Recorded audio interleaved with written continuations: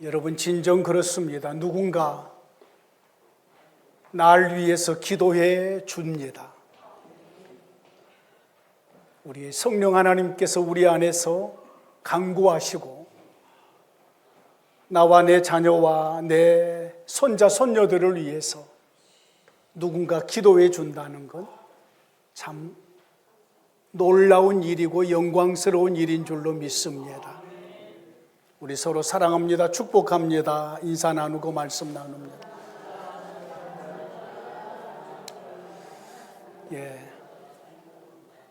오늘이 교회 원력으로 성령 강림절이라고 합니다. 성령 강림절, 성령 하나님께서 오시는 날이라 그 말입니다. 예수님의 탄생하는 그 절기를 우리는 성탄절이라고 합니다. 예수님의 생일이지요. 그리고 예수님이 십자가에 달려 고통받는 주간을 고난주간이라고 말을 하고, 그 고난주간 이후에 3일이 부활절이라고 합니다. 부활절이 지나고 50일째 되는 날, 바로 그날이 성령 강림절입니다. 부활하신 예수님이 이 땅에 40일 동안 계셨잖아요.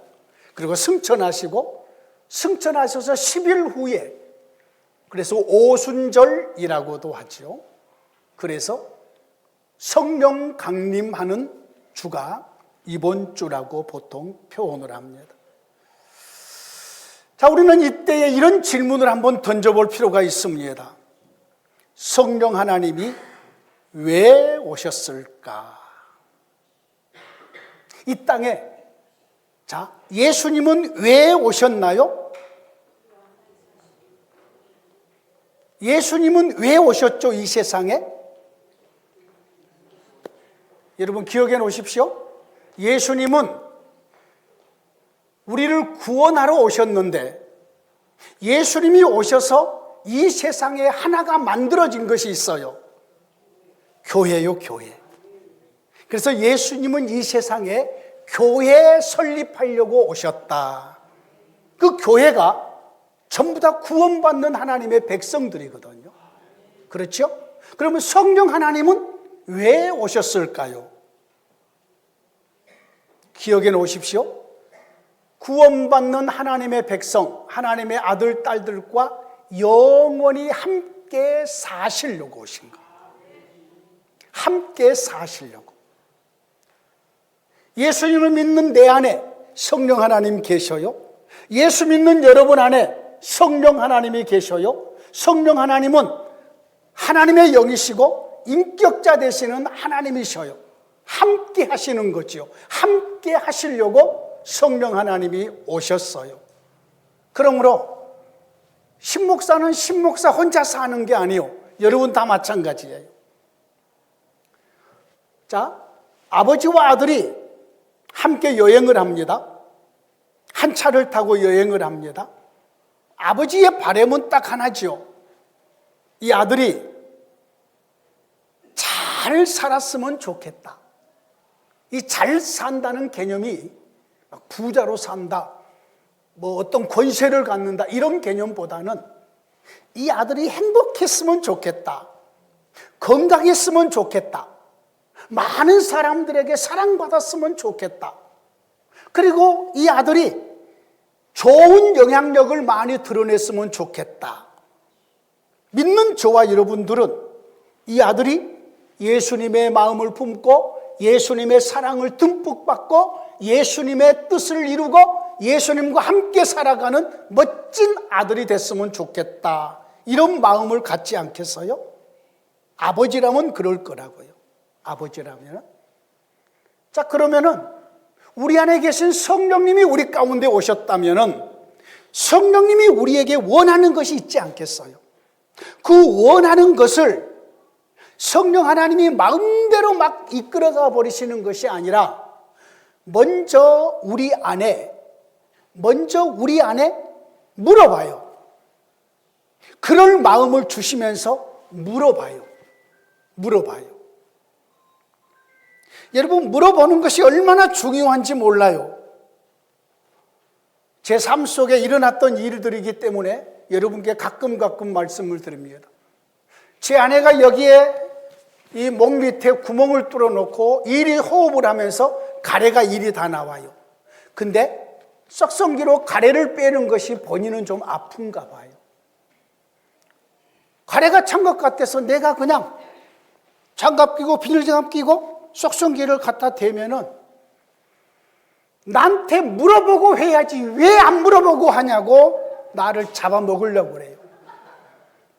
그러면은 내가 좀 더 멀리 떨어져서 때려봐, 일어나서 때려봐. 그러면 더 하면서 사람들은 당신이 내 말을 잘 들은 것 같던데 아니라 그러면서 물어보라는 거죠. 이거 해도 되겠냐고. 그래서 그 다음부터 마님 썩성기로 가지고 가래를 빼도 되겠사옵나이까? 라고 물어보면은 그때는 웃으면서 고개를 끄덕여요.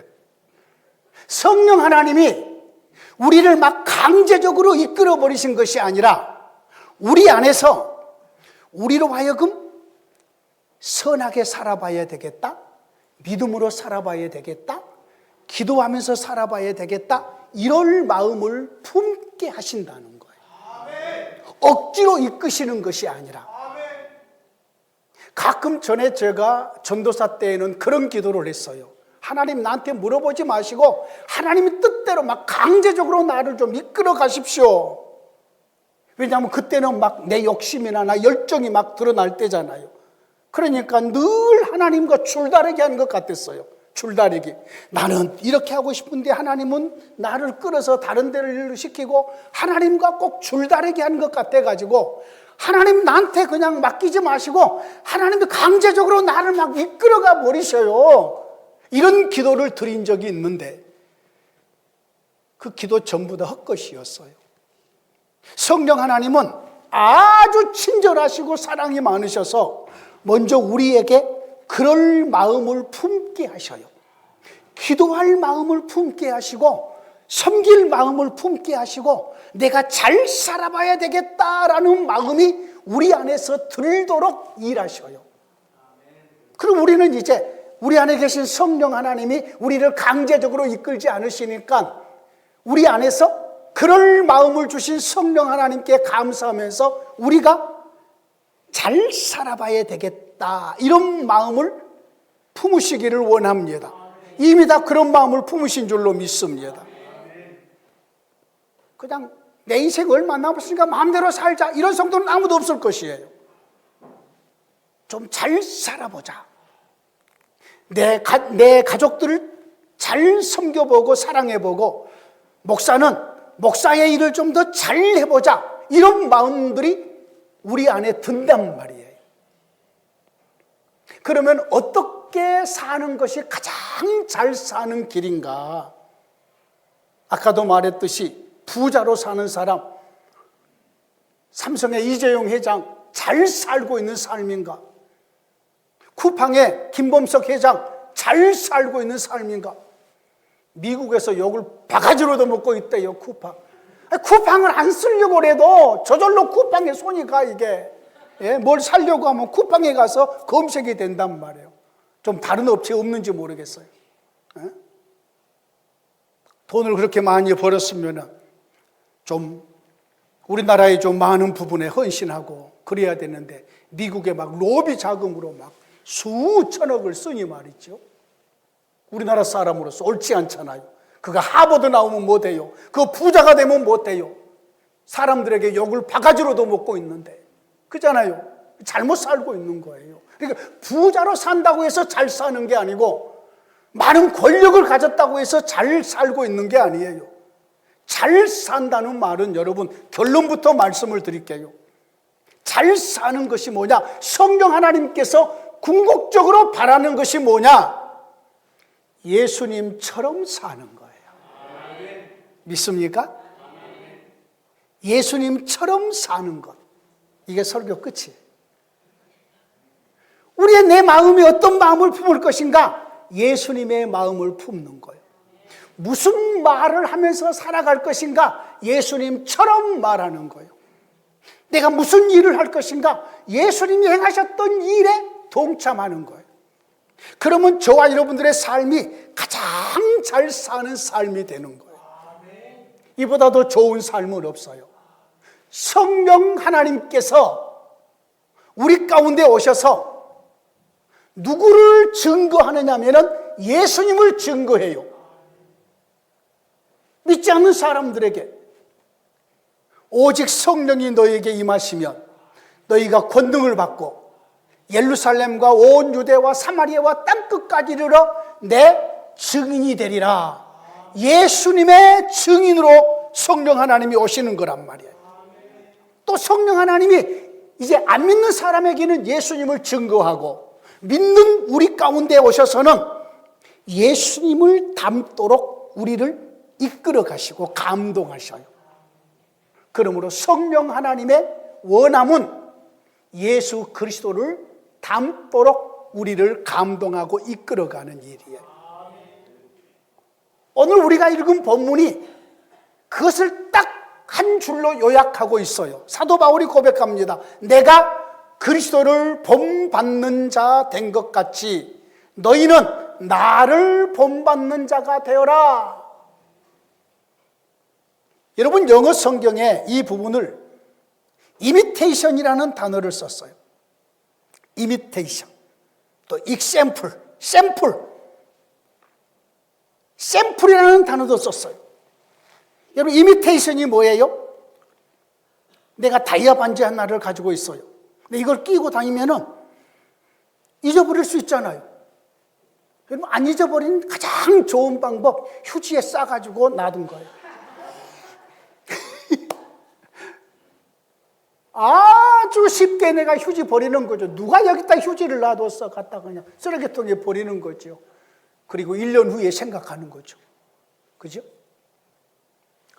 똑같은 반지 하나를 만들어 가지고 진짜 반지는 장롱 속에 넣어놔두고 이미테이션 끼고 다니는 거예요. 똑같이 생기는 반지예요. 이미테이션은. 그렇죠? 지금 사도 바울이 고백하는 거예요. 내가 예수님의 이미테이션인 것처럼 너희들은 나의 이미테이션이 되어라. 이 말은 똑같이 우리 모두가 다 예수님처럼 살자, 예수님을 닮자, 이런 내용이거든요. 그럼 이 말이 왜 고린도전서에 여기에 나왔는가? 여러분, 고린도전서는 고린도 교회에 보내시는 하나님의 말씀이에요. 고린도 교회는 비교적 일찍 복음이 전파되어서 교회가 만들어졌어요. 고린도 교회는. 근데 이 고린도라는 도시가 세상에 많은 장사하는 사람들이 몰려와서 장사를 했던 상업적인 도시였어요. 상업적인 도시. 그 상업적인 도시에 교회가 세워지다 보니까 교회에 와서 예수를 믿고 교회의 멤버가 되는 사람들도 장사하는 사람들이 많단 말이에요. 여러분, 장사하는 사람들의 특징 중에 하나가 뭐냐면은 이득을 생각하는 거예요. 이익을. 어떻게 하면 나에게 좀 이익이 올까? 어떻게 하면 나에게 좀 더 좋아질까? 라는 이득을 먼저 생각하지 않겠어요? 사업가들은 다 그렇지 않겠어요? 그렇죠? 그러다 보니까 교회 성도들이 많이 몰려 들어왔어요. 고린도 교회에 몰려 들어왔는데 처음 믿음 생활을 딱 들어와서 보니까 저 베드로라는 사람이 좀 괜찮아 보여요. 그러면 베드로를 가까이 하면서 베드로를 중심으로 사람들이 한 형성이 되고 있는 거예요. 거기에 멤버가 되는 거죠. 어떤 성도가 들어와 보니까 베드로는 옛날에 어부 생활하고 공부도 별로 못했다며 바울이라는 사람을 보니까 공부도 많이 하고 지식도 많고 말하는 것도 아주 점잖하고 그런단 말이요. 나는 바울이라는 사람 편에 서서 바울이랑 함께 가까이 하나님을 섬겨야 되겠다라고 바울 편이 또 하나 생겨난 거예요. 어떤 사람이 또 와서 교회에 들어왔는데 아볼로라는 사람이 설교를 너무 잘하거든요. 와, 저 설교에 내가 은혜를 받았으니 내가 아볼로를 가까이 해야 되겠다. 어떤 사람이 교회에 봤더니 베드로파가 있고 바울파가 있고 아볼로파가 있어요. 나는 그런 데 가지 않고 나는 예수 그리스도만 따르리라 하면 예수파가 생긴 거예요. 교회 몇 파가 생긴 거예요? 네 파가 생겼어요. 네 파가. 예? 무슨 스포츠 웨어 이름이 아니고, 예? 교회파가 네 개가 생겼다니까요. 베드로파, 바울파, 아볼로파, 그리고 예수파. 저 밖에 시끄럽게 한 사람이 무슨 어떤 사람인가 한번 가서 알아봐요. 찍지 마. 찍지 마. 누군지는 모르겠지만 어디 예배하는 시간에 시끄럽게. 여러분, 예수 그리스도 안에서 성령 하나님은 모두가 다 하나로 만들어 오려고 이 땅에 오셨는데, 교회를. 그런데 고린도 교회가 이처럼 네 파로 나누어졌단 말이에요. 성령 하나님이 볼 때에 가슴이 아픈 거지요. 우리 주님이 보실 때에 이것은 아니라고 여겨지는 거지요. 그래서 성령 하나님이 사도 바울을 통해서 우리 전부 예수님을 닮자, 이렇게 네파가 되는 것은 베드로가 원하는 것도 아니고 바울이 원하는 것도 아니고 아볼라가 원하는 것도 아니었어요. 그냥 사람들이 그렇게 형성이 된 거지요.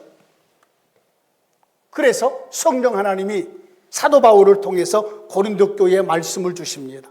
내가 너희들에게 많은 은사를 줬는데 내가 보니 너희들은 어린아이 같다. 그러면서 사도 바울이 직접 자기 자신을 들어서 얘기해요.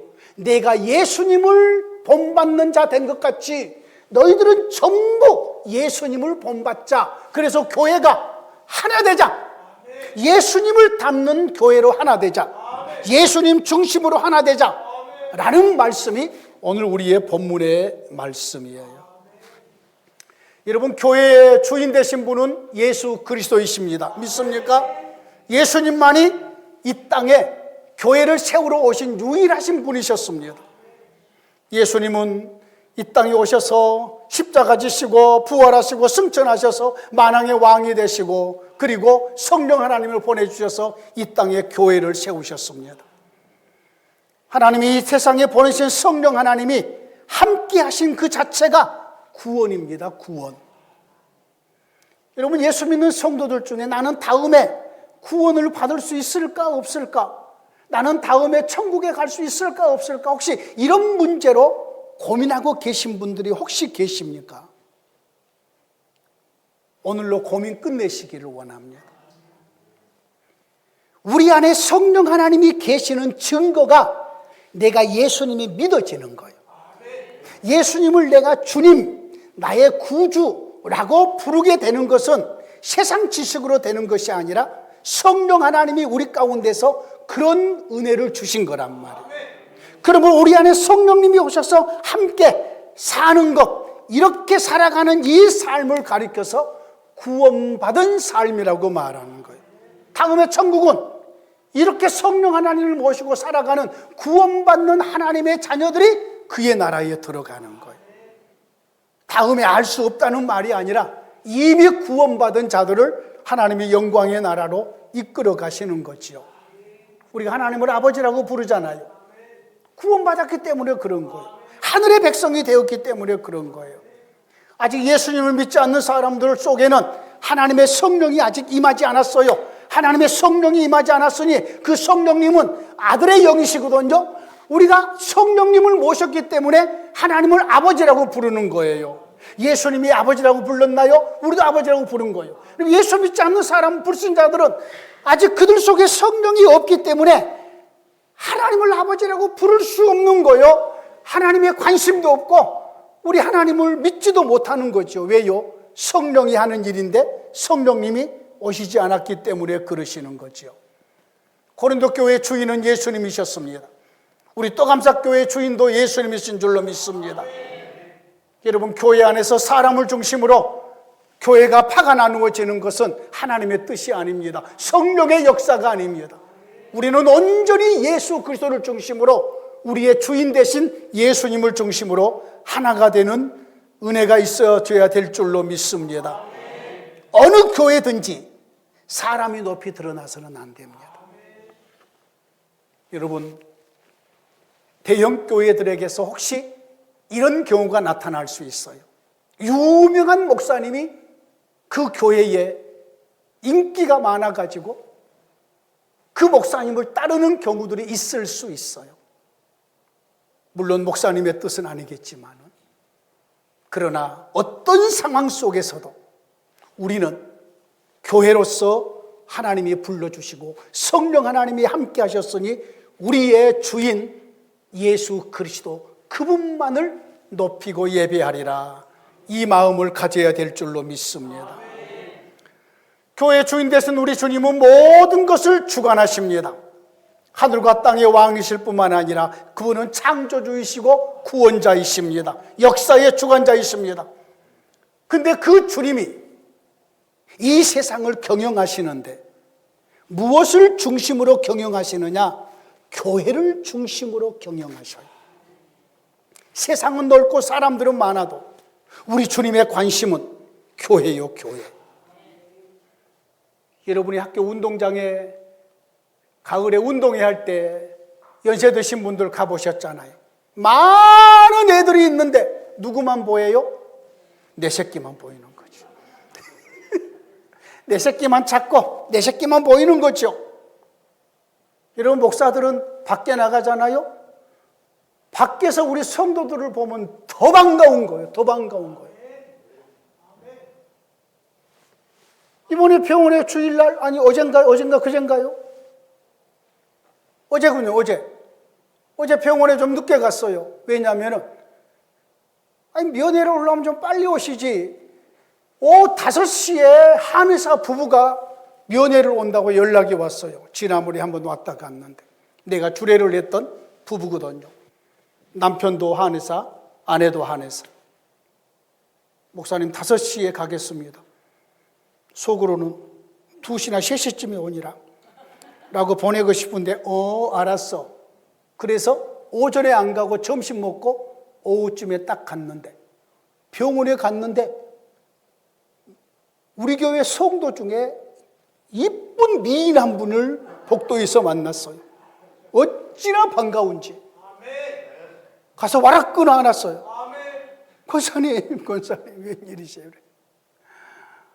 우리 권사님이 그런 계통에서 사역을 하는데 우리 사람에게 영양제 하나 맞춰주고 싶어가지고 그 마음에 막 느껴져.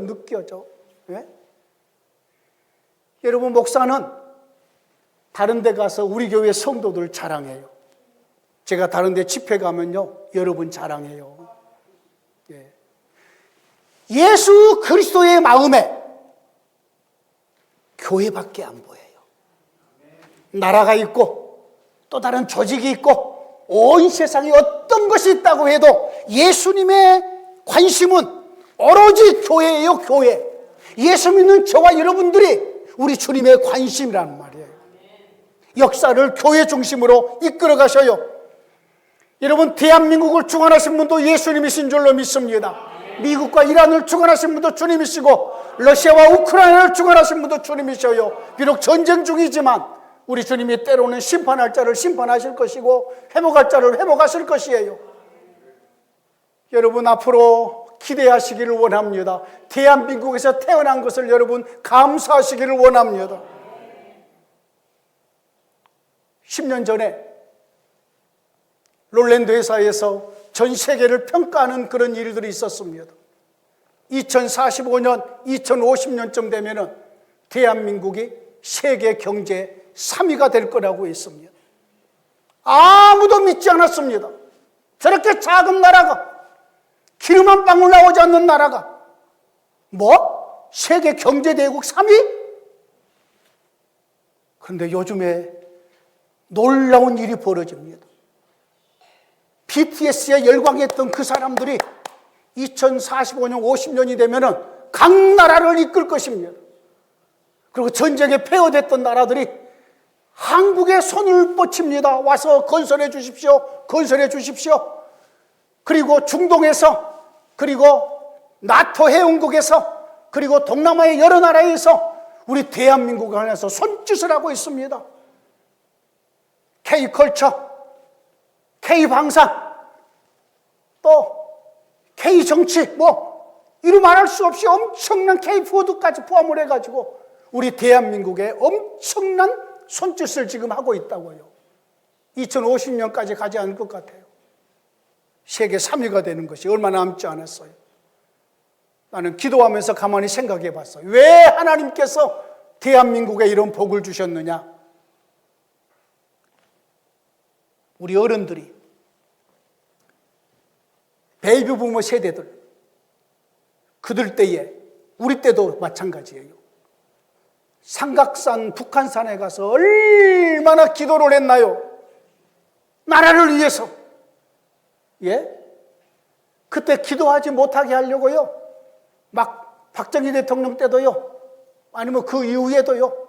막 저녁에 막 사람들이 잡으러 다녔어요. 막 쫓아다녔어요. 피해 다니면서 기도했어요. 피해 다니면서. 그리고 산에서 그냥 와글와글 기도했다고요. 이 나라를 위해서, 민족을 위해서. 얼마나 기도를 많이 했는지. 산기도. 저 산기도 엄청 좋아합니다. 예? 어쩔 때는 혼자 가서 산기도 할 때도 있어요. 아주 잘 바람이 막아지는 곳에서 밤새도록 기도하고 아침에 나올 때 보니까 무덤 속이더라고요. 무덤. 파묘에 가고 나서 이렇게 딱 파는 데 있잖아요. 그 무덤 속에서도 밤새도록 기도한 적이 있어요. 여러분, 하나님이 우리나라에게 복을 주시는데 이 모든 것을 주관하신 분이 우리 주 예수 그리스도인 줄로 믿습니다. 전 세계에서 기도를 이렇게 많이 한 민족이 없습니다. 새벽 기도하는 민족이 없습니다. 예배를 이렇게 많이 드리는 민족도 없습니다. 세계의 10대 교회에 한국 교회가 다 차지합니다. 영광스러운 일이죠. 옛날처럼 그렇게 막 믿음의 부분들이 활성화되지 않고 있지만 그래도 그 저력만은 남아있는 거지요. 여러분, 예수 그리스도가 이 온 세상을 이끌어 가시는데 교회를 중심으로, 기도하는 성도를 중심으로 하나님의 역사를 이루어 가심인 줄로 믿습니다. 저와 여러분들은 이제 기억하셔야 됩니다. 내가 가장 잘 사는 길이 뭐냐? 예수 그리스도의 마음을 품고 예수님처럼 생각하고 예수님과 같은 일을 행하고 예수님께서 행한 영광 돌렸던 대로 내가 살아가리라. 이 마음을 품는 것입니다. 오직 예수 그리스도. 여러분의 자녀가 잘 되기를 원하십니까? 모든 부모들은 다 원할 겁니다. 여러분 자녀가 정말로 잘 되기를 원하십니까? 여러분의 자녀의 성공 실패가 누구의 손에 달려있죠? 예수님의 손에 달려있잖아요. 그러면 여러분의 자녀를 예수님과 가깝도록 여러분이 기도하시면서 이끌어 주셔야 돼요. 예수님이 도우셔야지만이 잘 되거든요. 예수님이 말씀하셨어요. 나는 포도나무고 너희는 가지다. 가진 너희가 나를 떠나서는 아무것도 할 수 없다. 밖에 버리고 말라서 불에 태워질 뿐이다. 가지는 포도나무에 붙어 있을 때에 많은 열매를 맺게 될 것이라. 이 말이 무슨 의미예요? 저와 여러분들이 예수님을 가까이 함이 복이고 예수님께서 길을 열어주셔야지 열리고 예수님께서 문을 열어주셔야지 예수님께서 형통한 길을 열어주셔야지만이 저와 여러분들이 그 형통함을 맛볼 수 있지 않겠습니까? 내 힘으로 내 방법으로 아무리 예를 써도 우리 주님이 돕지 않으시면 안 됩니다. 여러분의 손자 손녀들이 계십니까? 있나요?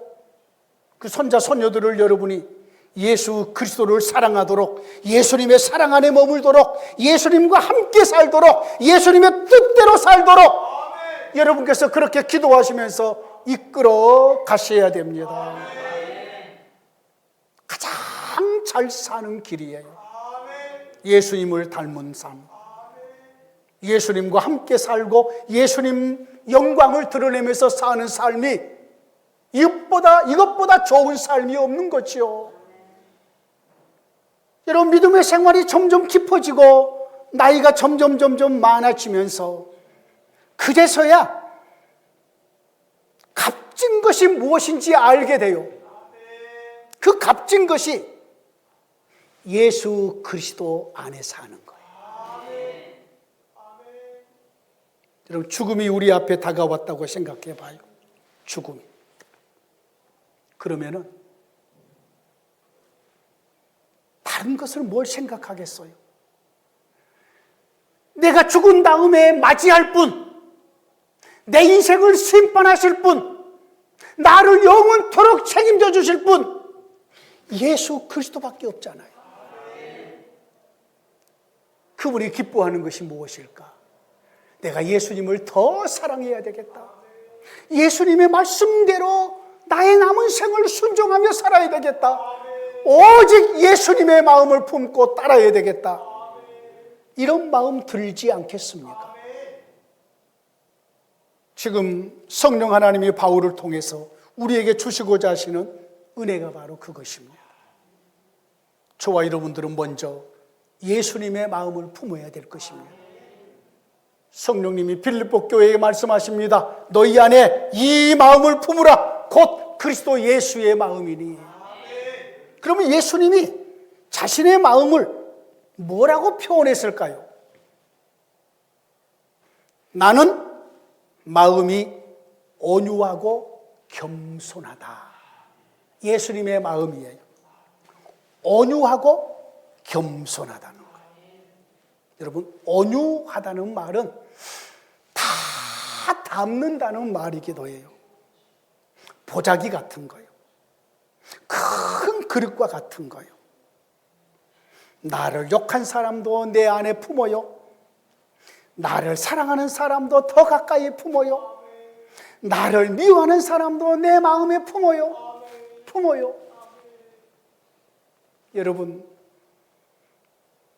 여러분의 마음에 안 드는 사람이 살아가면서 있을 수 있을 거예요. 그 사람도 여러분이 온유함으로 품으시기 원합니다. 왜냐하면 그 사람이 전에 여러분을 위해서 기도해 줬으면 얼마나 고마운 사람이에요. 그잖아요. 예? 예수님의 마음은 온유했어요. 전부 다 품었어요.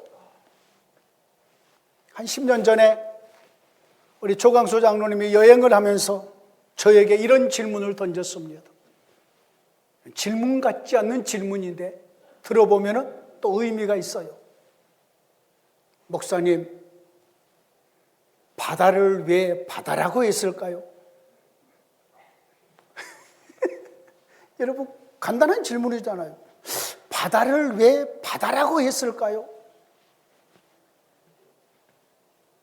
사는 걸 내가 어떻게 알아요? 이렇게 대답했을 것 같죠? 제가 또 그런 목사가 아니에요. 장로님, 바다는 전부 다 받아줍니다. 다 받아주잖아요. 아마 그래서 바다라고 하지 않았을까요? 나도 모르는 얘기예요. 그냥 한번 지어내서 해본 얘기예요. 예? 우리 고향에서 한 아저씨가 놀림을 당한 적이 있어요. 여럿이서 어울려서 배낚시를 가요. 배낚시를 가면은 바다 밑에 바위가 있어가지고 낚싯줄을 내려서 우리는 줄낚시, 이것이 보통 손낚시 하거든요. 손낚시 하는데 그 바늘이 저 밑에 바위에 걸려서 안 올라와요. 그러다가 좀 더 잡아당기면 툭 떨어져 버려요. 그러면 그 아저씨는 그 배에다가 표시를 해요. 여기서 내가 떨어뜨렸으니 다음에 여기서 찾을 수 있겠다. 여기를 안 내리고 조심해야 되겠다. 아직 이 말의 의미를 모르신 분들은 웃지 않으시는데 배가 이리 가버리잖아요. 그렇잖아요. 여러분, 다람쥐가 얼마나 좋은 일을 한 줄 아세요? 다람쥐는요, 도토리, 밤을 그냥 있는 대로 안 먹고 목에다가 전부 다 이렇게 집어넣어요. 그리고 가서 숨겨요. 딱 숨겨놓고 구름을 봐요. 아, 저 구름 밑에다 숨겼다. 구름 밑에 숨겼다. 그리고 딱 해놔둬요. 그리고 또 가서 계속 갖다 놔요. 근데 구름 밑에 찾아보는데 그 그룹이 없는 거죠. 그러면 여기서 밤나무가 하나가 나고 도토리나무가 하나가 나는 거죠. 얼마나 좋은 일을 해요. 그죠?